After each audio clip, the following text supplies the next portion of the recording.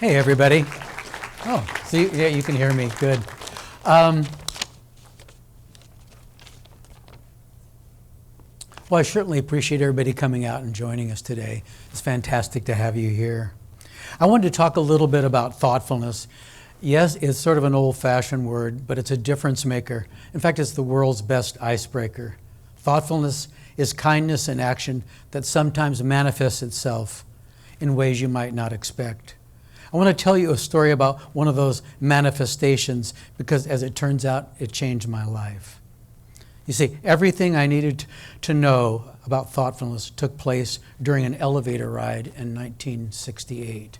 At that time, I was a student at UC Santa Barbara. I was in my senior year, and on this particular day, I didn't have any classes to attend, and I wasn't scheduled to work either of the two part-time jobs I had.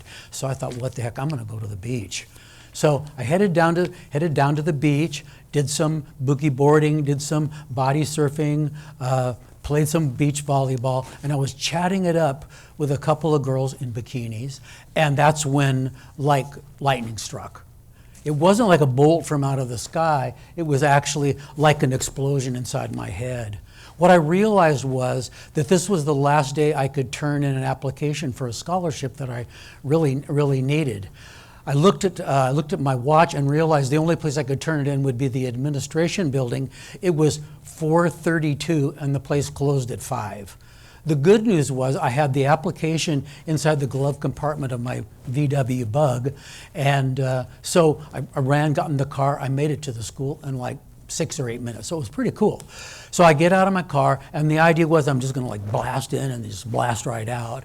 But as I came into it and approached the lady who was at the front desk in the registration area, she said, I can't take this. I'm done for the day. And I said, well, you close at 5. It's 4:45. It's not 5 o'clock. She goes, okay, but you'll have to go up to the 4th floor. She pointed to the elevator, and I walked over the elevator, got in, and pushed the button for the 4th floor. The doors closed, and then slowly they opened again.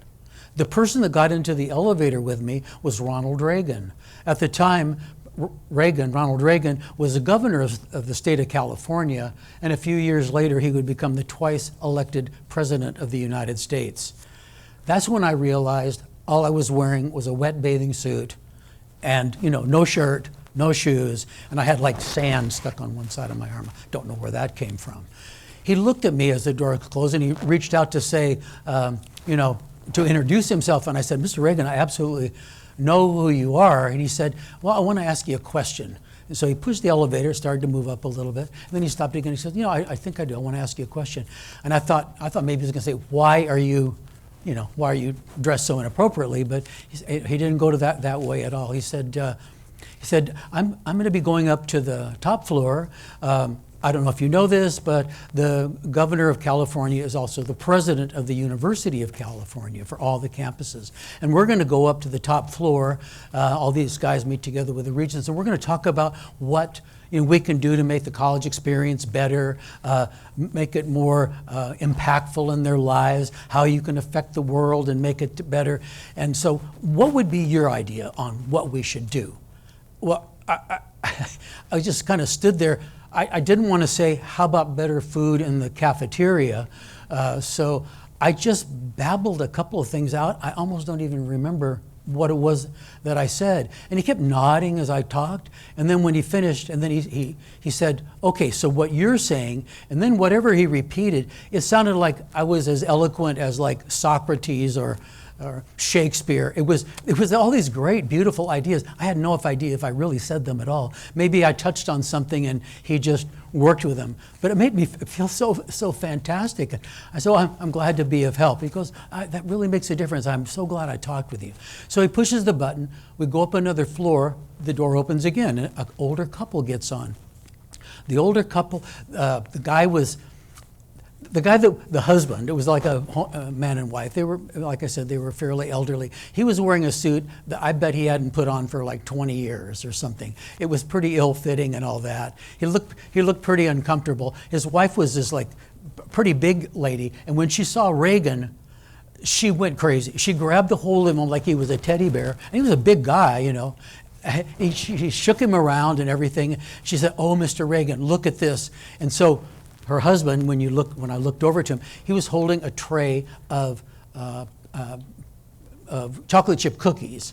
But these chocolate chip cookies had jelly beans stuck into them. So people that knew Reagan knew that he was a big fan of jelly beans. When he became president, he always had a jar of jelly beans on the Resolute desk. And when things got tense with people coming in or international problems, he'd always say, let's share a few jelly beans together. So I'm standing there, and his wife goes, Mr. Reagan, you've got to taste one of my chocolate chip cookies. You're going to eat one right now. If you don't want to eat one, I'm going to shove one of them right in your mouth. And Reagan kind of stood there. Her husband was just mortified. So he looked over, he was holding the plate, and he said, and so Reagan says to him, he looks at him, the guy's name was Bud. He said, "Bud, which of these cookies looks like it's the best cookie to you?" And Bud kind of sat up a little straighter and he studied the plate. And then he said, "I think this one right over here is the best cookie." And so Reagan picked up the cookie and he handed it to Bud, and he said, "Bud, if this is the best cookie on the plate, then this cookie's for you." This guy went from being somebody who was like mortified with his wife, uncomfortable in the situation, and like 2 seconds he was just feeling great. You'd think they'd been buddy-buddy for forever and ever. So the thing for me was, like, why did that stick in my mind for so long? And I wrote something a little bit about that. So what I was asking myself is, why was this singular memory etched into my mind?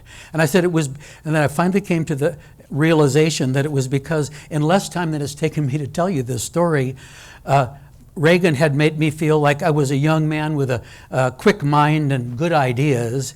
And as for Bud, the other character, it was like it sort of established a kinship between the two of them and a certain sense of camaraderie. You do a great service to people when you let me do this again. You do a great service to people when they like themselves more when they're with you. Isn't that true? He said, you want the words you speak to become music to their ears. You want to be a person who's easy to dance with. I want to challenge you to practice some of these types of variants on thoughtfulness and see how it turns out.